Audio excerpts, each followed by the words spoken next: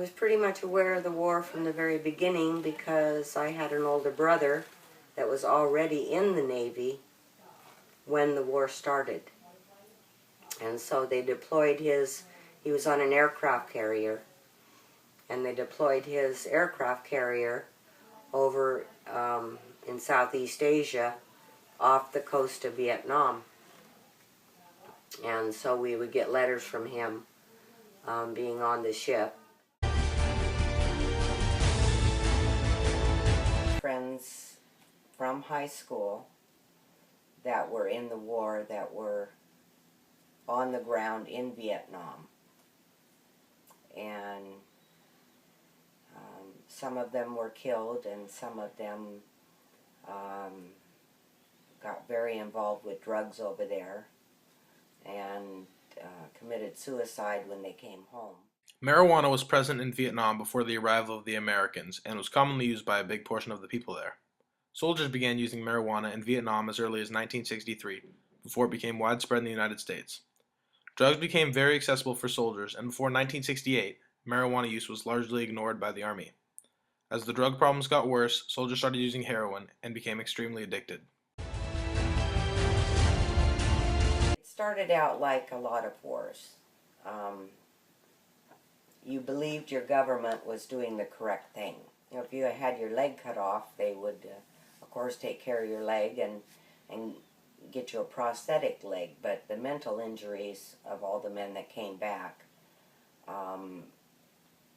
were sort of left on their own.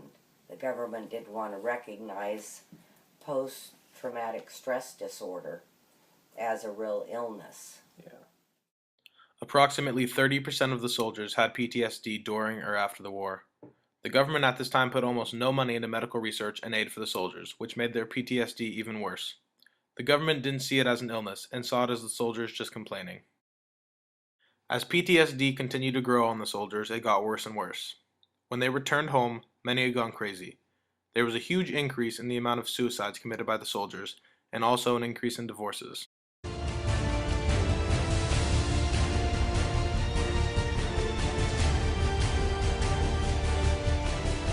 No, and we didn't have the internet and all that type thing back then. So you had news on television, radio, and newspaper. The government can put a gag order on certain things, but as the young people that didn't go to Vietnam that were still here started hearing stories, you know, from the young men that were over there and whatnot, and some of the atrocities that we did to the Vietnam people, then there started to be more questioning. A gag order is used when the government wants to conceal information from the public. During the Vietnam War, this is essentially what happened to the public. They received very little information from the government about the war and continue to ask questions that bear no answers. Roger, being a military person before the war started, didn't really question so much, you know, what he was doing and why he was there, because he was a military person.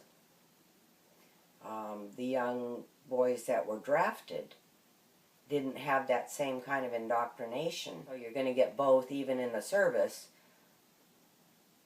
You know, some not questioning why they're there, and the other group wondering why in the heck are we here. Many of the young soldiers in Vietnam had a positive attitude going into the war, but it got progressively worse. They started questioning why they were there. The young men put into the war weren't ready and didn't have sufficient time to acclimate to the situation they were thrown into.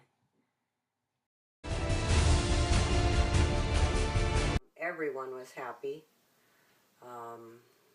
Unfortunately, I believe it's the first war that America had ever lost.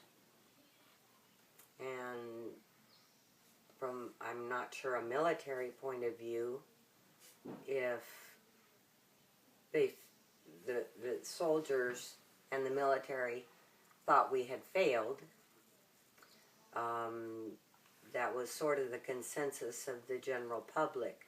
And so the men coming home from the war, instead of being celebrated for serving our country, sort of slipped back into the country without any fanfare, anybody appreciating the service that they had done. The Vietnam War was very different from other wars, like World War I and World War II. When soldiers came back from those wars, they came back as heroes, and jobs were pretty much given to them. The public saw these soldiers as very courageous and brave. Not so much with the soldiers in Vietnam. They came home with scattered minds, blind, and some with no limbs. These soldiers were greeted with words like baby killers and worse. I actually believe that unless America or one of our very close allies are connected in a wartime situation, where they're actually being bombed or invaded, that negotiation, how difficult, is always the best option. You better have your bank account in order, because you're not going to win by war anymore. War is not going to be an option anymore.